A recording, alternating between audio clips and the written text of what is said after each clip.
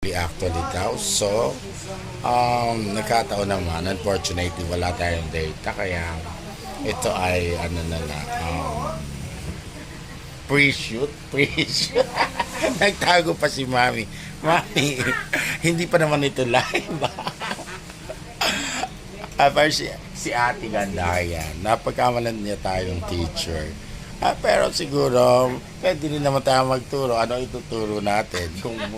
Kung naliligaw siguro ng daan. Kunwari, saan ba yung papunta ng Maimpi? So, dito po. Yun. Tayo ang magiging guide sa daan. Ganon. So, yun. Oh, nandito tayo sa Bulaon pa din. Oh. Ang ganda ng classmate ng aking anak na maganda. Ayan. Napagkamalan tayong teacher, kaya pwede rin naman tayo magturo kung naliligaw sa papupuntahan niya siguro yung tao. Sabi ko nga, kung papunta siya ng Maimpis, lahat dito, maraming daanan dito kasi bago ako narating ang Bulaon dito sa resettlement, yung kanilang district hospital, 10 beses muna akong naligaw, kaya totoo po yun, promise, totoo, hindi yung joke, 10 beses muna akong naligaw, kaya dun sa mga nasasama ko na nagpupunta dito, swerte nila, hindi na sila naligaw kasi may guide na sila. Ganun pa mga, God bless everyone, mag-iingat sa sakuna, sa baha at sa bagyo. Dahil may leptospirosis at dengue, uso na naman po. Pag-ingatan natin ang kalusugan. Pag daw may narinig ako sa bawal daw ang magkasakit.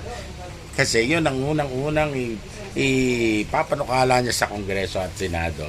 Pag naipasa yun, isa sa batas, bawal ang magkasakit. Lahat ng may sakit, ikukulong. Galing niya pala kung nangyari. Bawal pa. Galing niya pala. Bawal ang magkasakit, ikukulong na.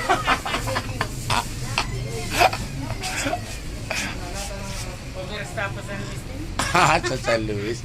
Pero anyway, eto na kung hindi lang yun ang pinaghahandaan lately. Hindi lately. Itong umaga lang pagising ko, napanood ko sa YouTube at sa mga social media, nagkaroon po ng malakas na lindol sa Russia, sa bahagi ng Russia, may tsunami, ganun din sa gawing California yata, dyan sa may USA,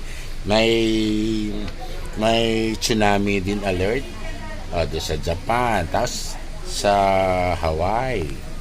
Totoo po yan. Kaya pag-ingatan natin, huwag naman sana na dumating dito sa Pilipinas na the big one na sinasabi dahil hirap din ako na baka di natin kayanin yung mga matitibay na building sa Russia tsaka talagang inugat talaga na